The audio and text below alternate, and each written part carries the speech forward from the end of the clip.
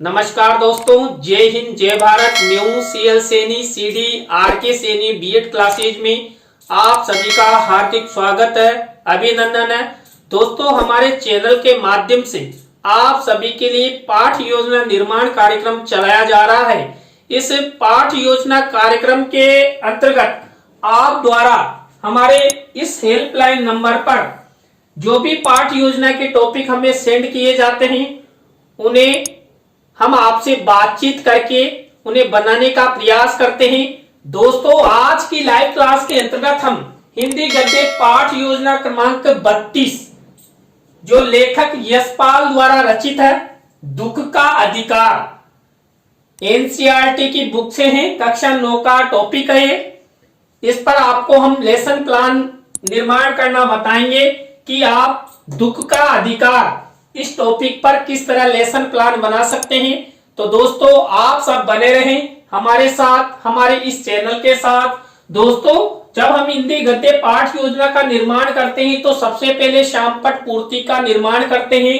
श्यामपट्ट पूर्ति के अंतर्गत हम विद्यालय का नाम, कक्षा, दिनांक, विषय, विधा, कालांश का समय और बीच सेंटर में हमारे मुख्य प्रकरण का नाम लिखते हैं। हमारे मुख्य प्रकरण को हम अंडरलाइन करते हैं, इन्वर्टेड कोमाज में बंद करते हैं। दोस्तों, श्यामपट्ट पूर्ति के बाद हम उद्देश्य, विशिष्टीकरण और अपेक्षित व्यवहारगत परिवर्तन बनाते हैं। दोस्तों, यहाँ पर हम 6 उद्देश्य लेकर ये फॉर्मेट अपनाते हैं। तो दोस्तों, यहाँ पर पहला उद्देश्य है ज्ञानात्मक। अब यहाँ पर दोस्तों ज्ञानात्मक उद्देश्य से रिलेटेड ये 1 से 2 विशिष्टीकरण और 2 से 3 अपेक्षित व्यवहारगत परिवर्तन हमारे द्वारा हमारी दैनिक पाठ योजना डायरी में बनाया जाता है। इसी तरह दोस्तों हम अवबोधात्मक उद्देश्य से रिलेटेड ये 1 से 2 विशिष्टीकरण और 2 से 3 अपेक्षित व्यवहारगत परिवर्तन हम बनाते हैं।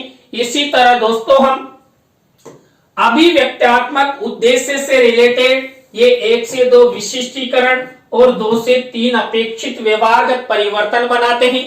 इसी तरह दोस्तों कौशलात्मक उद्देश्य से रिलेटेड ये 1 से 2 विशिष्टीकरण और 2 से 3 अपेक्षित व्यवहारगत परिवर्तन हमारे द्वारा बनाया जाता है।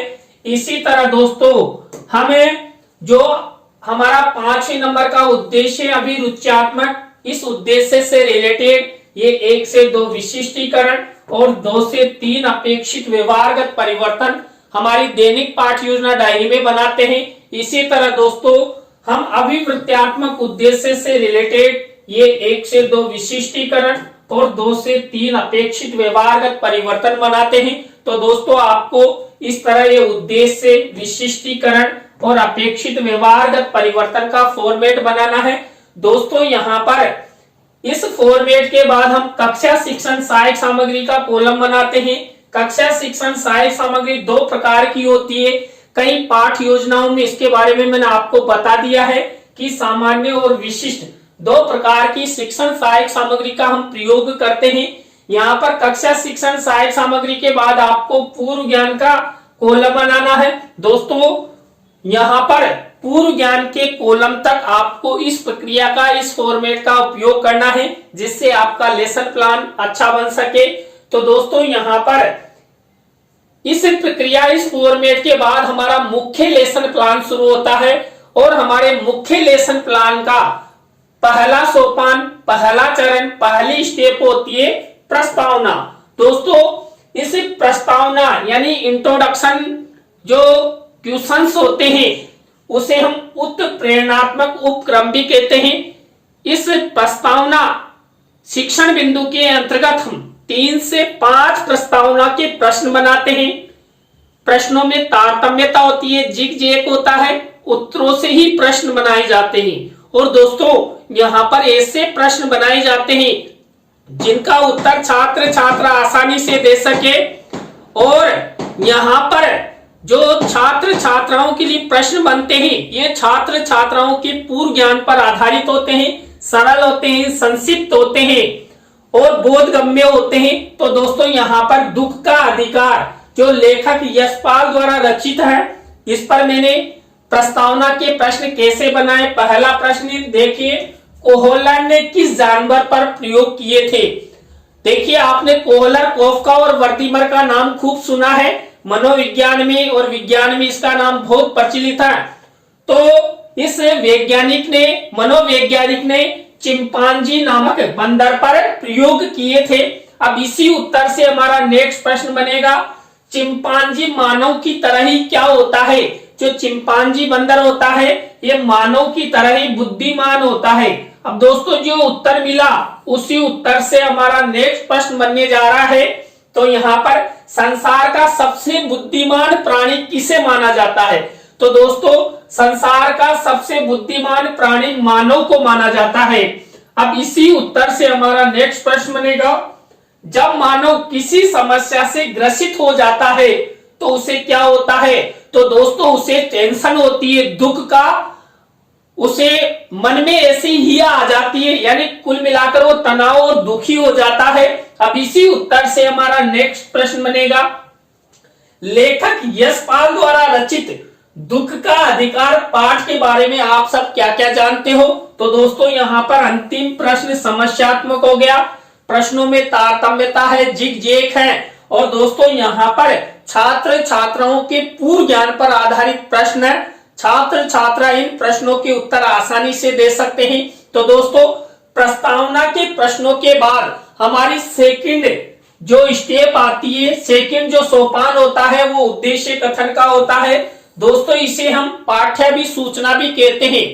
दोस्तों यहाँ पर हम क्या करते हैं, बच्चों को पाठ की सूचना प्रदान करते हैं। तो यहाँ पर पाठ की सूचना यानी उद्देश्य कथन किया गया है कि बच्चों आज हम सब लेखक यशपाल द्वारा रचित दुख का अधिकार पाठ के बारे में विस्तार पूर्वक अध्ययन करेंगे। तो दोस्तों जो हमारी एनसीईआरटी की बुक है इसमें दुख का अधिकार से संबंधित चित्र है।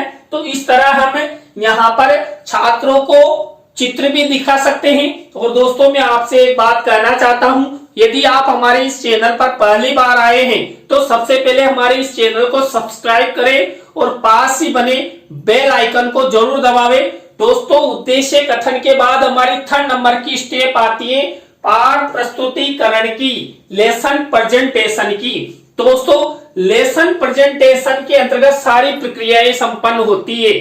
तो दोस्तों यहाँ पर जो छात्र अध्यापक छात्र अध्यापिका होते हैं ये छात्र छात्राओं को सूचित करते हैं, निर्देश देते हैं कि आप सब जिस पाठ को हम पढ़ने जा रहे हैं उस पाठ की अपनी अपनी हिंदी पाठ्य पुस्तक में पृष्ठ संख्या को खोलें। तो यहाँ पर छात्र छात्रा भी क्या करते हैं, जो छात्र अध्यापक छात्र अध्यापिका द्वारा जो निर्देश दिया जाता है उसकी पालना करते हैं और अपनी हिंदी पाठ्य पुस्तक में जो हमारा मुख्य प्रकरण है दुख का अधिकार उसको खोलकर देखते हैं। तो दोस्तों प्रस्तावना, उद्देश्य कथन और पाठ प्रस्तुतिकरण की हमारी ये स्टेप हो गई। इसके बाद हमारी नेक्स्ट स्टेप आती है आदर्श वाचन की। दोस्तों यहाँ पर आदर्श वाचन किया जाता है किसके द्वारा, छात्र अध्यापक छात्र अध्यापिका द्वारा। किसका, जो हमने यहाँ पर पाठ लिया है दुख का अधिकार, इस पाठ की विषय वस्तु का आदर्श वाचन किया जाएगा। दोस्तों यहाँ पर इस फॉर्मेट में आपको एक विशेष कार्य करना है। आपको क्या करना है, शिक्षण सहायक सामग्री के कॉलम में इस तरह रंगीन मिनीचर बनाना है और दुख का अधिकार पाठ की विषय वस्तु लिख देना है। देखिए पाठ तो बहुत बड़ा है लेकिन हम लेसन के हिसाब से जितने भी विषय वस्तु लेते हैं उस विषय वस्तु को इस तरह लिखकर फोल्ड करके और यहाँ पर चस्पा कर देते हैं। दोस्तों मेरे द्वारा भी दुख का अधिकार इस पाठ की विषय वस्तु यहाँ पर लिखी गई है, आपको दिखाई नहीं दे रही है ना। दोस्तों हमारे पास ये 2.5 लाख रुपए का पेन है, ये आपको दुख का अधिकार पाठ की विषय वस्तु दिखाएगा। तो भाई दोस्त जल्दी से दिखा, तो ये दिखाता है। देखिए यहाँ पर दुख का अधिकार पाठ की विषय वस्तु है, मैंने ये 2 ही चैप्टर लिए हैं। इसके आगे हम जब नया लेसन प्लान निर्माण करेंगे इसी पाठ में से तो उसके आगे की विषय वस्तु ले लेंगे। तो दोस्तों आपको इस तरह ये विषय वस्तु का मिनीचर बनाना है और उसको शिक्षण सहायक सामग्री के कॉलम में फोल्ड करके चस्पा करना है। दोस्तों इसके बाद यानी कि आदर्श वाचन के बाद हमारी नेक्स्ट स्टेप आती है अनुकरण वाचन की। दोस्तों अनुकरण वाचन किया जाता है छात्र छात्राओं द्वारा। निर्देश कौन देता है? छात्र अध्यापक छात्र अध्यापिका। यहाँ पर जो दुख का अधिकार इस पाठ की विषय वस्तु को पढ़ने के लिए यहाँ पर निर्देशित किया जाता है, और जो छात्र अध्यापक छात्र अध्यापिका जिसको भी निर्देश देते हैं उसके अनुसार छात्र छात्रा खड़े होते हैं और क्या करते हैं? पाठ का अनुकरण वाचन करते हैं। और दोस्तों देखिए ये बच्चे क्या कर रहे हैं? अनुकरण वाचन कर रहे हैं। तो ये हमारे अनुकरण वाचन की स्टेप हो गई।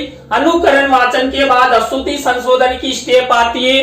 दोस्तों जो अनुकरण वाचन के समय छात्र छात्राओं द्वारा जो अशुद्ध पढ़ा जाता है, गलत उच्चारण किया जाता है, उसका शुद्धिकरण यहाँ पर छात्र अध्यापक छात्र अध्यापिका द्वारा श्याम पट की सहायता से किया जाता है। तो दोस्तों जब आप इस स्टेप को अपनी पाठ योजना की डायरी में बनाएं तो एक विशेष कार्य यहाँ पर भी करना है आपको। श्याम पट कार्य वाले कॉलम में आपको इस तरह ब्लैक शीट का निर्माण करना है और सिल्वर कलर के पेन से एक तरफ अशुद्ध शब्द एक तरफ शुद्ध शब्द लिख देने हैं और इस तरह का मिनीचर लगाना है। तो दोस्तों ये अशुद्धि संशोधन की स्टेप हो गई। नेक्स्ट स्टेप आती है हमारी काठिन्य निवारण की।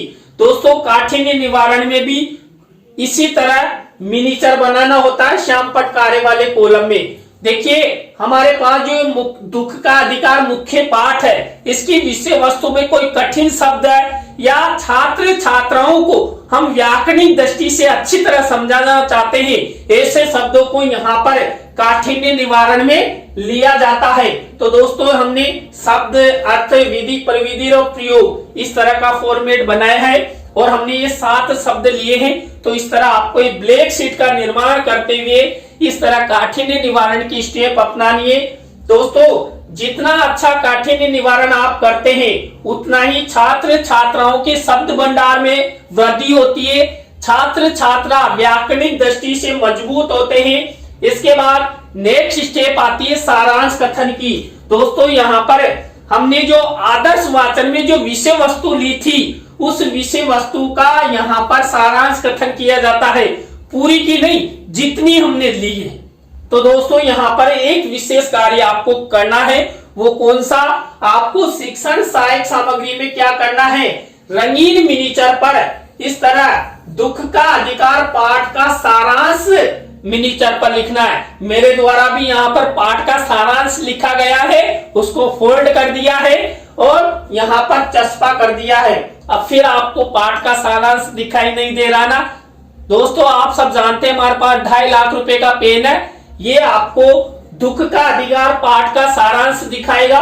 तो जल्दी से दिखा भाई। तो ये देखिए ये दुख का अधिकार पाठ का सारांश इस तरह का मिनीचर आपको शिक्षण सहायक सामग्री के कॉलम में बनाना है।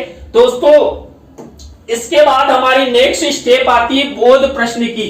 देखिए बोध प्रश्न हमें जो हमारा मुख्य प्रकरण है इसमें जो हम विषय वस्तु लेते हैं उसी में से बोध प्रश्न उत्तर बनाए जाते हैं। बोध प्रश्न उत्तरों के बाद हमारी नेक्स्ट स्टेप आती है मौन वाचन की। दोस्तों मौन वाचन किया जाता है छात्र छात्राओं द्वारा। निर्देश कौन देता है? छात्र अध्यापक छात्र अध्यापिका। तो इस तरह मौन रहकर छात्र छात्रा जो हमारा मुख्य पाठ है दुख का अधिकार इसका वाचन करते हैं मन ही मन में। इसके बाद हमारी नेक्स्ट स्टेप आती है विचार विश्लेषणात्मक प्रश्नों की।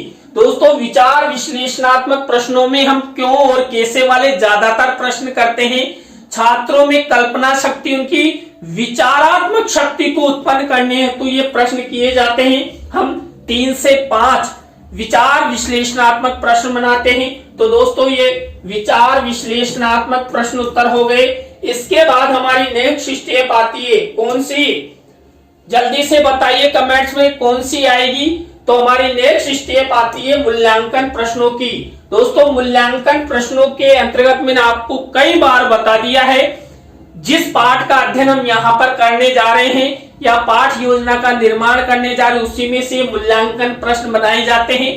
दोस्तों यहाँ पर दुख का अधिकार इस पाठ के आधार पर ही हम ये मूल्यांकन प्रश्न बनाएंगे। तो यहाँ पर वस्तुनिष्ठ प्रश्न रिक्त स्थानों से रिलेटेड, सत्य असत्य से रिलेटेड, लघुत्रात्मक अति लघुत्रात्मक से रिलेटेड ये प्रश्न बनाए जाते हैं। और दोस्तों जब आप अपनी दैनिक पाठ योजना डायरी में इस पाठ का निर्माण करें तो उस समय आपको इस तरह ब्लैक शीट का निर्माण करना है और सिल्वर कलर के पेन से ये प्रश्न बना देने हैं। दोस्तों नेक्स्ट स्टेप आती है गृह कार्य की। तो दोस्तों गृह कार्य में इस तरह आपको छात्र छात्राओं को वही ब्लैक शीट के मिनिएचर पर गृह कार्य देना है। तो दोस्तों आज की लाइव क्लास के अंतर्गत हिंदी गद्य पाठ योजना क्रमांक 32 के अंतर्गत लेखक यशपाल द्वारा रचित दुख का अधिकार इस पाठ पर आपको लेसन प्लान निर्माण करना बताया। आज का लेसन प्लान आपको कैसा लगा कमेंट्स में हमें जरूर बताएं। अच्छा लगा हो तो लाइक करें, कमेंट्स करें। और दोस्तों आप सब इसी तरह सपोर्ट बनाए रखें और आप भी चाहते हैं कि सर द्वारा हमारे लेसन प्लान बनाए जाए तो आप अपने लेसन प्लान के टॉपिक हमारे इस हेल्पलाइन नंबर पर जरूर भेजें, तो हम आपसे बातचीत करके उन्हें बनाने का प्रयास करेंगे। तो दोस्तों आज की लाइव क्लास में बस इतना ही। न्यू लेसन प्लान की लाइव क्लास के साथ हम आपसे फिर मिलेंगे CDE RK Saini BEd classes पर। जय हिंद, जय भारत, राम राम सा।